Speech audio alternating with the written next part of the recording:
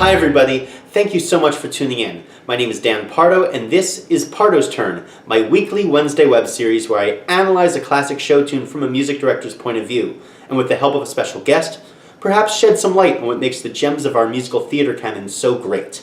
Today I am so pumped to have on the fantastic Eric Ulloa, recently seen as Judd Fry in Oklahoma at Theater Under the Stars, and the original Broadway company of On Your Feet. In addition to his many acting credits, he is also an accomplished writer, authoring the book of Passing Through, which is premiering as a part of Goodspeed's 2019 Chester season, where I'm currently conducting A Connecticut Christmas Carol. He also wrote the acclaimed play 26 Pebbles about the tragic Sandy Hook massacre, and during that process has become a vocal advocate for sensible gun reform. And so, today we are going to sing an excerpt of the gun song from Assassins with music and lyrics by Stephen Sondheim. I love Assassins, in concept, in construction, and, if you will excuse my pun, in execution. John Weidman's brilliant book effectively connects these wannabe anti-heroes through the artifice of a carnival shooting gallery. Not only is the whole shoot-to-win metaphor really strong, but by living in a plane of funhouse mirrors, demented carousels, and assorted carnival tricks, the audience very quickly buys into what he and Sondheim are selling. A very dark musical comedy where an assortment of presidential assassins from across time and space are able to exist together on one stage, relating to one another and telling a story. Sondheim quickly dives into the carnival theme musically with his effective opening number, Everybody's Got the Right. The rest of the score is both cohesive and disparate, with a variety of musical styles based on whichever assassin is being profiled. So for example, the number How I Saved Roosevelt playfully rips off two Sousa marches, El Capitan and the Washington Post March, to satirize the faux patriotism and hubris of those who claimed to thwart FDR's assailant, Giuseppe Zangara. The Ballad of Booth has a Civil War-era vibe as if it was cut from Ken Burns' documentary, and Unworthy of Your Love, the unlikely twin soliloquy-style duet between Squeaky Fromm and John Hinckley Jr., sounds like a pastiche of a power ballad from the late 70s or early 80s. The gun song is interesting because it takes people from different time periods and has them sing together. It kind of functions like a ritornello in form, where each conspirator sings a contrasting section and then they join together for a common refrain, sung first by Booth alone. Leon Czolgosz, who we'll focus on today, starts it out with a melody that's dark and brooding. As a former steelworker whose motivation for McKinley's assassination stemmed from the economic panic of 1893, the music has an industrial edge, plodding and repetitive to begin, and then building with more mechanical motor rhythms as he talks about the men in the mines and at the machines. The melody on the refrain is more wistful and idealistic, appropriate for this version of John Wilkes Booth. And the lyric hook, all you have to do is move your little finger, is reflected in the music with a descending bass line that you play by literally moving your thumb down by half steps. Listen.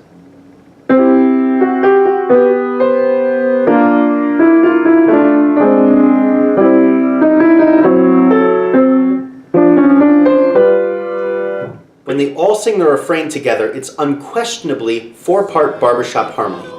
This was a genius decision from Sondheim for several reasons. First off, it fits the group at hand. Unlike most singing ensembles, the melody or lead of a barbershop quartet isn't voiced at the top, but rather is the second highest, with a high tenor, or in this case Sarah Jane Moore, a woman, singing the harmony above. Barbershop is also one of the few American art forms that, because of a fairly strict set of compositional rules, has remained unchanged, kind of like a musical time capsule. So it's entirely feasible that people who spanned 125 years of American history could sing this song together. The most important chord in barbershop arranging is the dominant 7th chord. Hello. Hello. Hello. Hello. And the special thing about it is that it holds tension. It's begging to be resolved. In music, that means a final tonic chord. For a murderer, it's the sound of that bullet. And for these assassins, it's a little bit of both. Eric, how are you? Good, how are you? I'm fine. Thanks so much for coming on. My pleasure. So you just got off doing Theater Under the Stars Judd in Oklahoma. I did. I wanted to do the gun song for a couple reasons. One, because you just kind of got out of that dark place playing one of these characters that, obviously you can't approach as a villain. You have to approach him as a person, as a human. What was it like playing a character like Judd? How do you get into that mental space? For me, because the character, it's almost like the writers wrote it in a way so the actor was isolated throughout the proceedings. because when you come in, you're not really in a lot of the show. You come in for a moment in the beginning, and then you're gone for about 45 minutes. Oh, wow. And then at the end, the smokehouse scene is right before the Dream Ballet. Mm-hmm. And then you have about 30 minutes straight through on stage. You don't leave. You do 2 numbers. And then Act 2 you have more, but it's almost like they've isolated you away to get you in the mindset of this character. But, I had a very personal connection to Judd, and which is one of the reasons why I wanted to go play that role when I knew it was an opportunity and to take a crack at it, to make sense of this character that can come off sometimes just as this brooding bad guy who wants the girl, and it's so much deeper than that. There's so much more there. I have a personal family connection to an uncle that I lost to suicide who was mentally disturbed, but there was something very emotional for me in that, and finding the light of humanity within him to make people watch the show and see, what if someone just reached out to him? What if someone tried to befriend him? What if Laurie didn't try to use him for her plot to win Curly? Yeah. Which is really the truth of the matter. What could have happened to Judd? Could Judd have found a place within the community? Assassins is so smart in that way, and dangerous in a way too, because it brings so much humanity, maybe not so far as empathy, but at least an explanation of who these people are and why they did what they did, even if the reasons that they did were either terrible or beyond their control. You are very close to the issue of gun violence, having written 26 Pebbles. We just had another anniversary of Sandy Hook a couple weeks ago. Yeah, 6 years. How important was it for you as a writer not only to illuminate the lives of these 26 individuals who were the victims, did you have any desire to understand this shooter as a part of your writing process? Yeah, that's actually when I went around doing all the interviews with the community. One of the questions was, "What are your feelings about Adam Lanza?" And then it was, "Who do you blame for this horrible act?"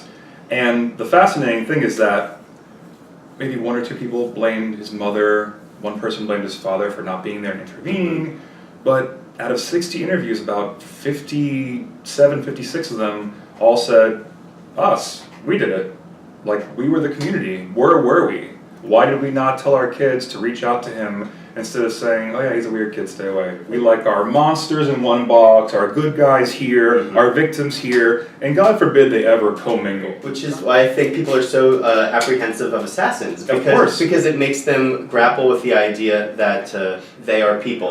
Assassins is written in the gray. Assassins makes us check ourselves and realize that these names that we hear, Lee Harvey Oswald, John Wilkes Booth, Leon Czolgosz, all these names, and we never stop and think about why they did it. And the show goes into the depths of why and figures out the fact that people are just looking for a moment of connection, a moment of feeling that people are looking at them and understand who they are. And in the case of the gun song, it's Leon Czolgosz who is sitting there and he's watched capitalism destroy his fellow immigrants. He's watched, there's a whole beautiful scene, and God, it's been years since I've read this or done this, but I believe about a bottle. He's talking about how much that bottle... Yes. She tells him to smash the bottle on the Goldman, and he realizes, do you know how much this bottle costs? How many lives this bottle costs? Right. That one little bottle can take out so many of us, and we live in filth and despair for this bottle. It's one bottle. It's this genius line in that book by John Weidman. My God. I mean, like... As a book writer, I bow down to your altar because I don't think I'll ever write anything as good as this. It's so smart, and it makes us realize that they've all been driven to the act of moving their little finger.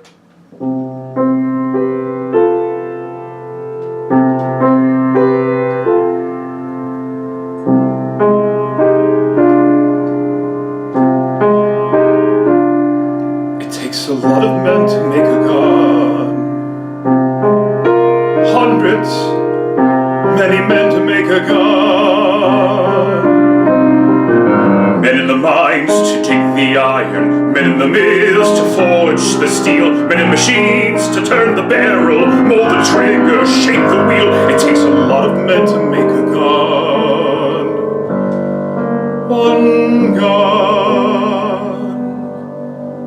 And all you have to do is move your little finger, and you can can change the world. Why should you be blue when you've your little finger? Prove how just a little finger can change the world.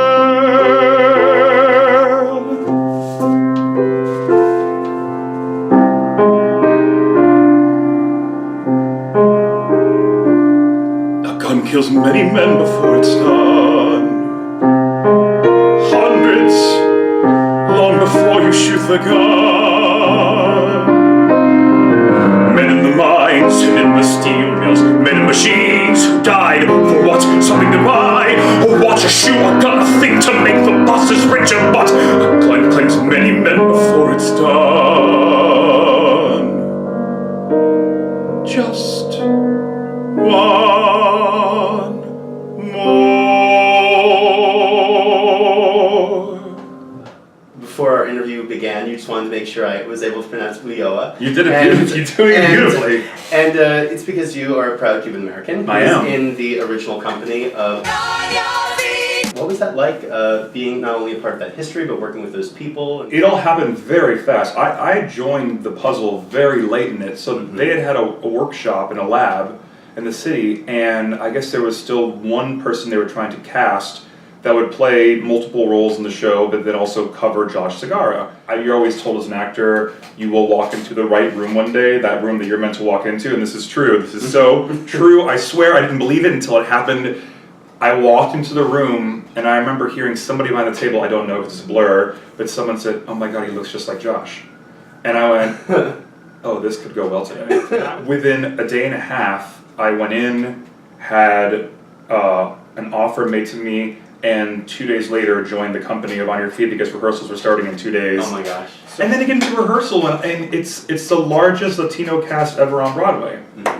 You know, I think there was 31 people in our cast. Oh wow. 30 of them were Latino, and all spoke Spanish, all have roots all over the Caribbean, Latin America, Spain, everywhere. And to have that beautiful diversity in a room, and then also to have the Estefans there, a part of all this, people who you've grown up with all your life. Mm-hmm. Every Cuban has an emotional connection to the Estefans. It's not possible not to.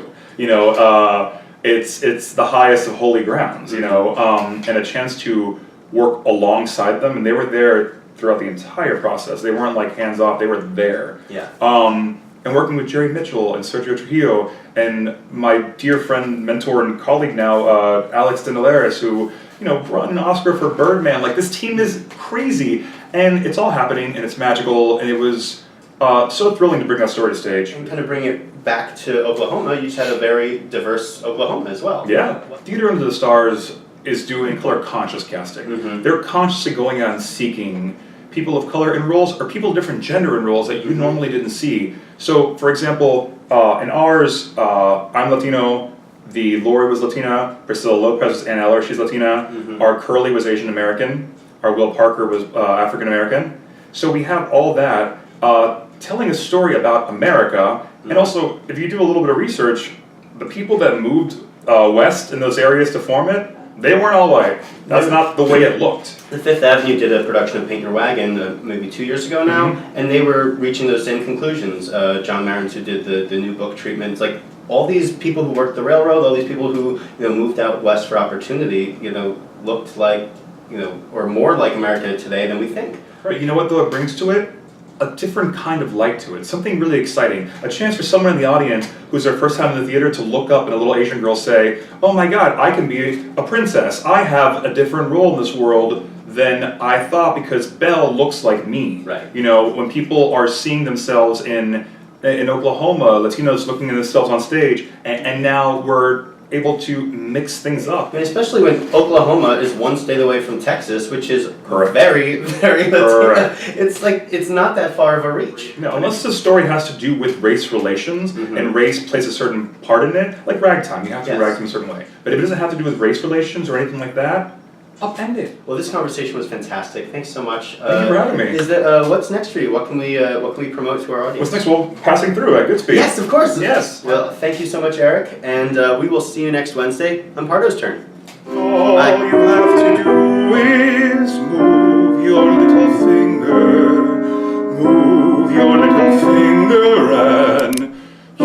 change the world.